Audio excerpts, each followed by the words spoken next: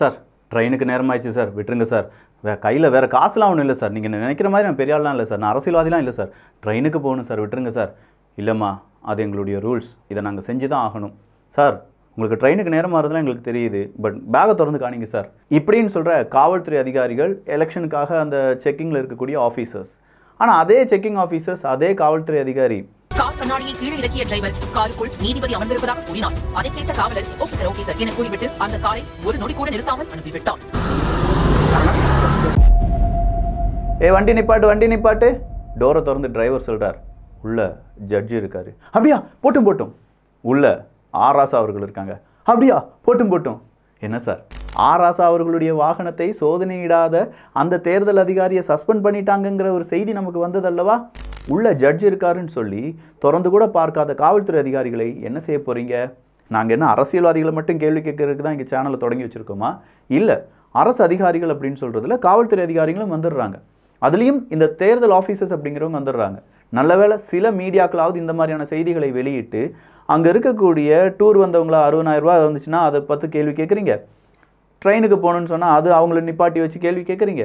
Judge உள்ளே இருக்காருன்னு சொன்னோன்னே ஏன் பயம்? ஜட்ஜும் கிடையாது, இங்கே காவல்துறை அதிகாரியும் கிடையாது, இங்கே சிஎம்மும் கிடையாது, இங்கே பிஎம்மும் கிடையாது. அதாவது இந்தியாவிலுடைய சட்டம் எல்லோருக்கும் பொதுவானது. இது கொஞ்சம் சூதானமாக கையாள வேண்டிய ஒரு விஷயம். ஏன்னா நம்ம ஊரில் தான் அங்கே அவர் இருக்காரு விட்டுருங்க, அவருடைய ரெக்கமெண்டேஷன் விட்டுருங்க, இவர் இருக்காரு விட்டுருங்க அப்படின்னு சொல்லி விட்டுக்கிட்டே இருக்காங்க. யாரை பிடிக்கணுமோ பிடிக்க மாட்டேங்காங்க, யாரை பிடிக்கக்கூடாதோ அவங்களெல்லாம் பிடிக்கிறாங்க அப்படிங்கிற மாதிரி தகவல் இப்போ கொஞ்ச நாளாக கூடுதலாக அடிபட்டு இருக்கு. ஸோ தேர்தலில் இருக்கக்கூடிய இந்த அதிகாரிகள், அதாவது இந்த செக்கிங்கில் இருக்கக்கூடிய அதிகாரிகள், காவல்துறை அதிகாரிகள், உங்களுக்கு தாழ்மையான வேண்டுகோள் என்ன அப்படின்னா, நிறைய பேர் இங்கே கோல்மால் பண்ணுறதுக்கு காத்துட்ருக்காங்க. நிறைய பரிசு பொருட்கள் எங்கெங்கெல்லாம் போகுது அப்படிங்கிறது உங்களுக்கு தெரியும். மனசாட்சின்னு ஒன்று இருந்துச்சுன்னா கண்டிப்பாக உங்களுடைய வேலையை ஒரு 10 நாள் நல்லபடியாக செஞ்சீங்கன்னா மக்களை குறை சொல்வதை விட, அரசாங்கத்தை குறை சொல்வதை விட, அரசியல்வாதிகளை குறை சொல்வதை விட நாம் நம்ம வேலையை சரியாக செஞ்சோம்னா எல்லாமே சரியாக நடக்கும். நீங்கள் செய்வீங்களா அப்படிங்கிறது எங்களுக்கு தெரியலை, செஞ்சால் நல்லா இருக்கும் அப்படிங்கிறத ஒரு தாழ்மையான வேண்டுகோளாக வச்சுக்கிறோம். அப்படின்னா இது அரசியல் புயல் பார்த்தீங்களா? வேண்டுகோள் வைப்பதற்கெல்லாம் கிடையாது, புயல் வீசப்போகுது. இந்த செட்டிங் அரசியல் அப்படிங்கிறத பற்றி என்னென்னு பார்க்க போகிறோம். தடா பெரியசாமி அவர்கள், சிதம்பரம், திருமாவளவன் அவர்கள், அண்ணாமலை அவர்கள் அப்படின்னு சொல்லி ஒரு புயல் வேற லெவலில் வீசிட்டு இருக்கு. அந்த புயலையும் அது கூடவே டிடிவி தினகரன் அவர்களை நாங்கள் நாய் மாதிரி காத்துட்டு இருந்தோம், இப்போ சிங்க மாதிரி இருக்கும் அப்படின்னு சொன்னதுக்கான பதிலடியை கொடுத்துருக்காரு. அது என்ன அப்படிங்கிறதும் இன்னும் சில விஷயங்களையும் பார்க்க போகிறோம். எல்லாமே பார்ப்பதற்கு இது தமிழ் பக்ஷம் வழங்கும் ஆழமான அரசியல் சதுரங்கம்.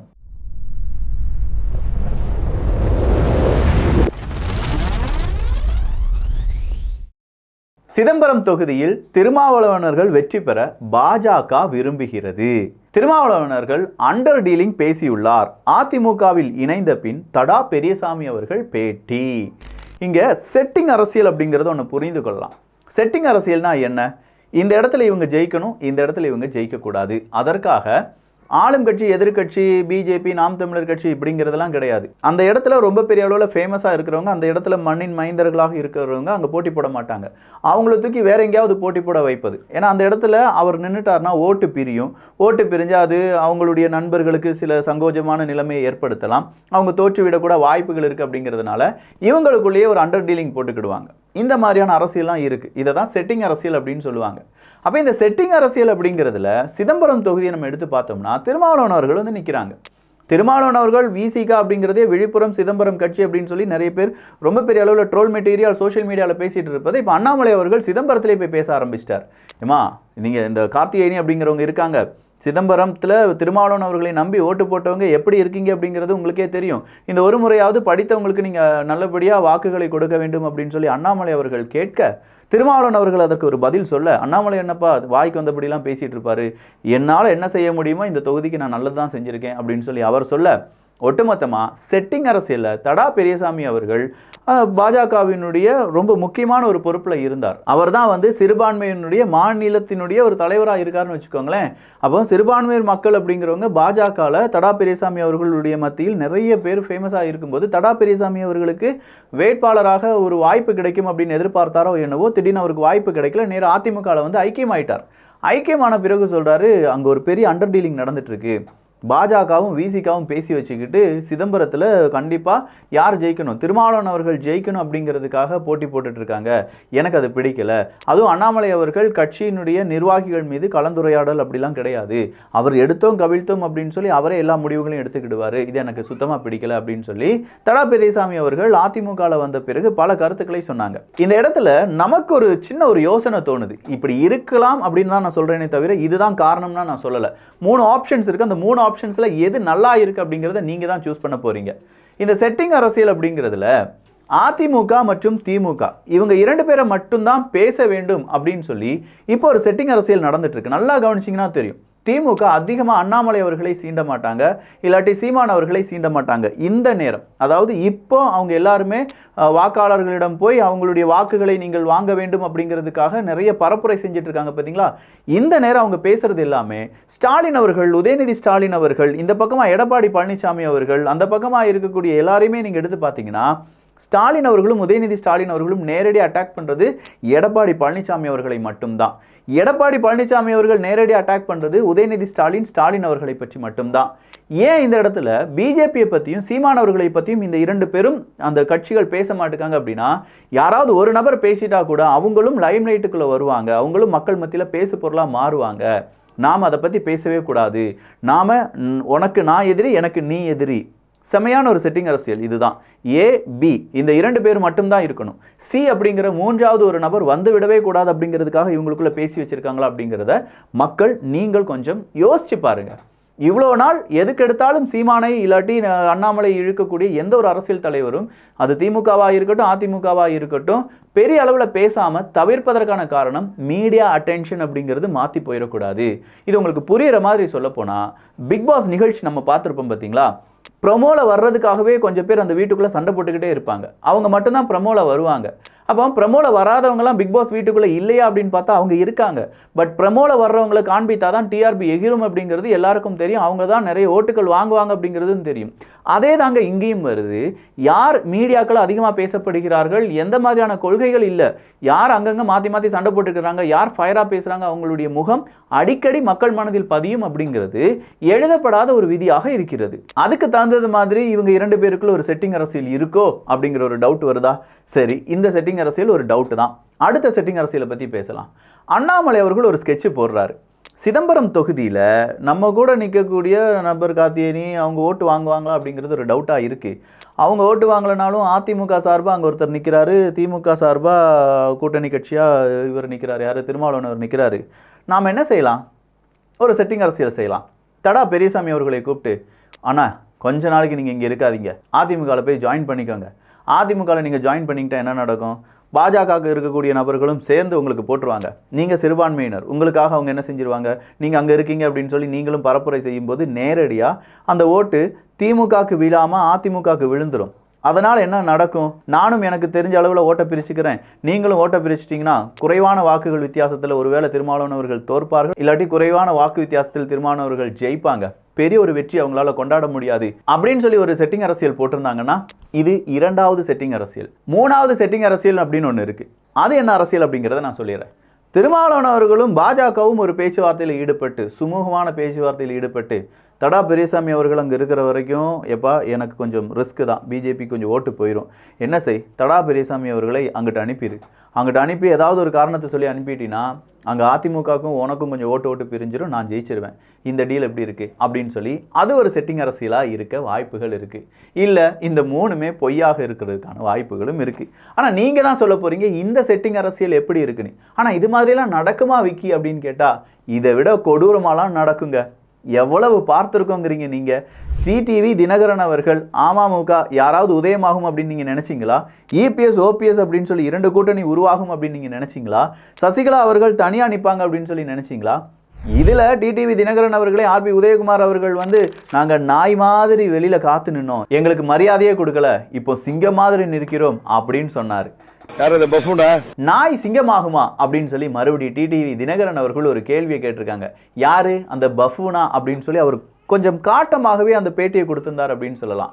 அதே மாதிரி நாய் சிங்கமாக வாய்ப்புகள் இல்லை, நாய் ஓநாயா வேணா மாறுறதுக்கான வாய்ப்புகள் இருக்கு, கொஞ்சம் பார்த்து உஷாரா இருந்துக்கோங்கப்பா, ஓநாய் உங்களையும் கடிச்சு வச்சிரும் அப்படின்னு சொல்லி கொஞ்சம் ஸ்லீப்பர் செல்ஸ் அப்படிங்கிறவங்க அங்கங்க இருப்பாங்க போல. எல்லா இடங்களிலுமே இந்த ஸ்லீப்பர் செல்ஸை ஊடுருவ விட்டுருக்காங்க. அது நாய், ஓநாய், இப்போ நம்ம சொன்ன மாதிரி செட்டிங்ஸ் அரசியல், இந்த மாதிரி பல அரசியல் ரூபங்களை நம்ம பார்க்க வேண்டியதாக இருக்கும். ஸோ மக்கள் கொஞ்சம் விழிப்புடன் இருங்க. இவ்வளோ தூரத்தை சொல்லும் போதே உங்களுக்கு வேர்த்து இருக்கும்ல, இப்படிலாம் நடக்குமா விக்கி அப்படின்னு கேட்டால் நடக்குங்க. நடக்கிறதுக்கான எல்லா வாய்ப்புகளும் இருக்குது. பணம், பதவி, அந்த பதவியில் அவங்க அனுபவித்த மிகப்பெரிய அளவில் அந்த ஒரு மரியாதைன்னு ஒன்று இருக்குல்ல, அதே மாதிரி அவங்க கெத்து, இது எல்லாத்தையுமே அஃபெக்ட் பண்ணுறது தான் ஒரு அரசியல். அந்த அரசியலில் வீழ்ந்து விட்டோம் அப்படின்னாலும், அந்த அரசியலில் ஜெயித்து விட்டோம் அப்படிங்கிறதுனாலையும் பெரிய அளவில் அவங்களுடைய வாழ்க்கையே மாறிடலாம். அதை எப்படி இழக்காமல் அந்த பதவி அப்படியே இருக்கிறதுக்கு தக்க வைத்துக் கொள்வதற்கு என்ன செய்யணுமோ அதை செய்வாங்க. இதெல்லாம் நடக்கிறதுக்கான வாய்ப்புகள் இருக்குது. சரி, அடுத்ததாக ஒரு செய்தி என்ன தெரியுமா? நேரு அவர்கள் தான். இந்த துரைமுருகன் அவர்கள், நேரு அவர்கள் வந்தாலே சும்மா கலகலத்துருதப்பா. அரசியல் அப்படின்னாலே இவங்க 2 பேரும் பேசுறது திமுகவுக்கு ஒன்று பாசிட்டிவாக போய் முடியும், அப்படி இல்லைன்னா ரொம்ப நெகட்டிவாக போய் முடியும். நேரு அவர்கள் பரப்புரை செய்து கொண்டிருக்கிறார். யாருக்காக? துரை வைகோ அவர்களுக்காக. நேரு அவர்களுக்கும் துரை வைகோ அவர்களுக்கும் ஆகவே ஆக மாட்டுக்கு அப்படிங்கிறத நிறைய வீடியோவில் நம்ம பார்த்துட்டோம். துரை வைகோ அவர்கள் வேற கையை வச்சு இப்படிலாம் அடித்தது நேரு அவர்கள் பார்த்தது, மறுபடியும் நேரு அவர்கள் மொபைலே நோண்டிட்டு இருந்தது, இது எல்லாத்தையுமே நம்ம பார்த்தோம். பார்த்த பிறகு கூட நேரு அவர்கள் மறுபடியும் துரை வைகோ அவர்களுக்கு ஓட்டுக்களை கேட்டு போயிட்டு இருக்காரு அப்படிங்கிறது தெரிஞ்ச விஷயம்தான். அதே நேரு அவர்கள் திடீர்னு பார்த்தா எல்லா கட்சியும் சொல்லிட்டு இருக்காரு, விடுதலை சிறுத்தை கட்சி, கம்யூனிஸ்ட் கட்சி, அப்படி இப்படின்னு சொல்லி பல கட்சிகள் சொல்லிட்டு இருக்கும்போது பின்னாடி இருந்து ஒருத்தர், சார் அந்த கட்சியை சொல்லுங்க சார், அந்த கட்சி அப்படின்னு சொன்னேன். டென்ஷன் ஆயிட்டாரு மனுஷன் டென்ஷன் ஆயிட்டு, ஒரு நிமிஷம் இந்தா நீயே பேசு அப்படின்ட்டாரு. என்னையா இது? ஒரு கூட்டணி வச்சுக்கலாம், ஆனால் 10 கூட்டணி வச்சு அதை பார்க்கும்போது எனக்கு எப்படி இருந்துச்சுன்னா, இது நீயா நானா அப்படின்னு சொல்கிறத விட கோபிநாத் அவர்கள் ஸ்பான்சர்ஸ் பை அப்படின்னு சொல்லி ஒரு 10-15 நிறுவனங்களுடைய பெயரை சொல்லுவார்.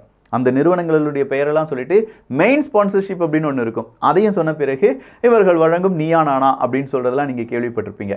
அதே மாதிரி தான் திமுகங்கிறது ஒன்று தான், மாப்பிள்ளை போட்டிருக்கிற சட்டை திமுக தான், ஆனால் அந்த சட்டைக்கு பின்னாடி நிறைய ஓனர்ஸ் இருக்காங்க அப்படிங்கிற மாதிரி நிறைய பேருடைய பெயரெல்லாம் சொல்கிறது எப்போதுமே நம்ம தமிழகத்தை பொறுத்த வரைக்கும், இல்லாட்டி இந்திய அரசியலை பொறுத்த வரைக்கும் இந்த கூட்டணி அப்படிங்கிறது ஒரு பெரிய சொதப்பல் தான்.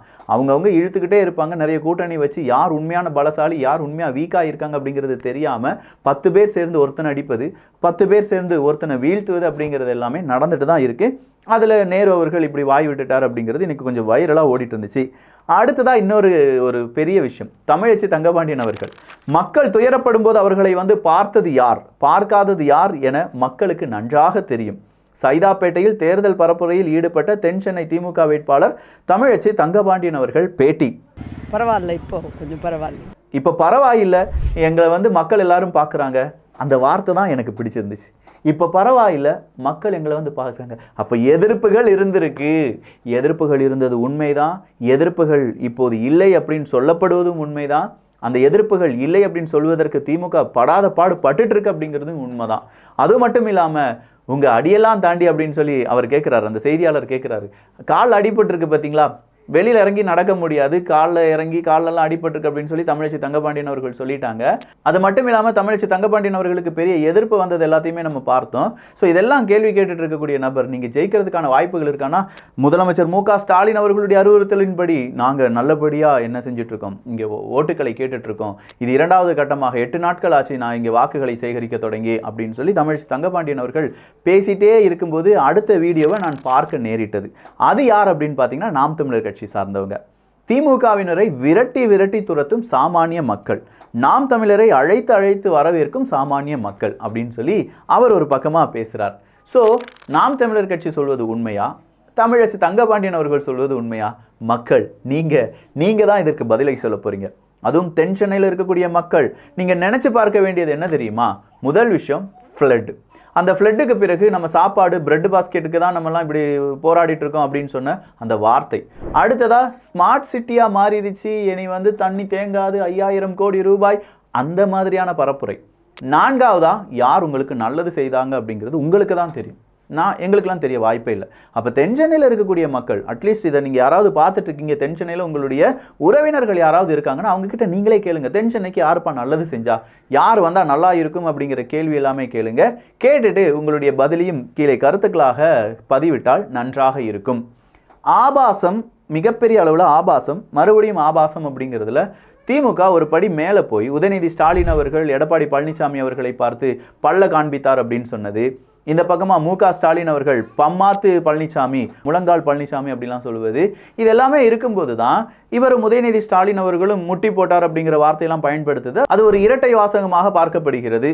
அடுத்ததான் நேராக வந்தால் பிஜேபியும் அதிமுகவும் கள்ள தொடர்புல இருக்காங்க அப்படின்னு சொல்லி மு.க. ஸ்டாலின் அவர்கள் எப்பயோ பேசியிருக்காரு போல.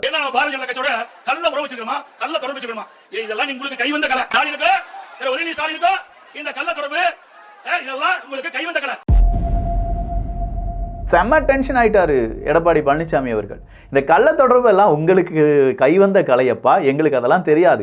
ஒருவேளை நீங்கள் இதெல்லாம் கேள்வி கேட்டுட்டு இருக்கு, இதெல்லாம் பார்த்துட்டே இருக்கிறனால இந்த மாதிரியான வார்த்தைகள் உங்கள் வாயிலிருந்து விழுகுது, அதனால கொஞ்சம் பார்த்து இருந்துக்கோங்கப்பா அப்படின்னு சொல்லியிருக்காங்க எடப்பாடி பழனிசாமி அவர்கள். அவன் பொருளை எடுத்து அவனையே போடுறது இதுதான் அப்படின்னு சொல்லி ஒரு பெரிய அளவில் ஒரு ஸ்டேட்டஸை போட்டிருக்காங்க. அது மட்டும் இல்லாமல் இவங்க கள்ள தொடர்புலாம் சொல்ல மாட்டாங்களே, பொதுவாக இவங்க எப்படி சொல்லுவாங்க, திருமணத்தையும் தாண்டி புனிதமான ஒரு உறவு அப்படின்னு தானே சொல்லுவார். அதெல்லாம் சொல்லியிருக்காரு நம்ம ஆளு, மீசை வச்சுருப்பாரு. அவர் பேர் கூட எனக்கு இன்னும் சரியாக ஞாபகம் இல்லை, இருக்கே நான் சொல்ல விரும்பலைங்கிறது தான் உண்மை. அதை பற்றிலாம் நீங்கள் இங்கே கருத்துக்களை பதிவு பண்ணலாம். கள்ள தொடர்பை விட அவர் என்ன சொல்லுவார், திருமணம் தாண்டி புனிதமான உறவு, புனிதமான காதல் அப்படின்னு சொல்லுவார். அந்த மாதிரியான வார்த்தைகளை நீங்கள் பயன்படுத்தியிருக்கலாம் மு.க. ஸ்டாலின் அவர்களே. இப்போ பாருங்கள், வெளுத்துட்டு இருக்கார் இபிஎஸ் அப்படிங்கிறதெல்லாம் நம்ம பார்க்குறோம். அடுத்ததாக வந்திருக்கக்கூடிய ஒரு பெரிய செய்தி நக்கீரன் அவர்கள் வெளியிட்டது. ஒரு மீசக்காரரை பற்றி பேசிகிட்டு இருக்கும்போது அடுத்த மீசக்காரனுடைய அந்த ஒரு பத்திரிகையை நான் வாசிக்க நேர்ந்தது. எவ்வளோதான் வாசிக்கிறது, ஆனால் வாசிக்கும்போது எனக்கு என்ன தோணுச்சுன்னா, இவங்களே இப்படி எழுதியிருக்காங்கன்னா ஏதோ ஒரு உண்மை இருக்கத்தான் செய்யுது. அப்படின்னா கார்த்தி சிதம்பரம் அவர்கள் அவ்வளவுதானா அப்படிங்கிற மாதிரியான ஒரு நிலைப்பாடு தான். அவங்க என்ன டைட்டில் போட்டிருக்காங்க, நக்கீரன் பத்திரிக்கை என்ன டைட்டில் போட்டிருக்கு அப்படின்னா, கால் வைக்கிற இடமெல்லாம் கன்னி வெடிதான், எம்பி சீட்டு உங்கள் பரம்பரை சொத்தா, கரை சேருவாரா கார்த்தி சிதம்பரம், திக் திக் மோடில் காங்கிரஸ் மேலிடம். கார்த்திக் சிதம்பரம் அவர்கள் ஒரு கூட்டத்துக்கு வராரு. அந்த கூட்டத்துக்குள்ள 200 ரூபா பட்டுவாடா செய்யப்படுகிறது அப்படிங்கிற வீடியோ ரொம்ப வைரலாக மாறிட்டு இருக்கு.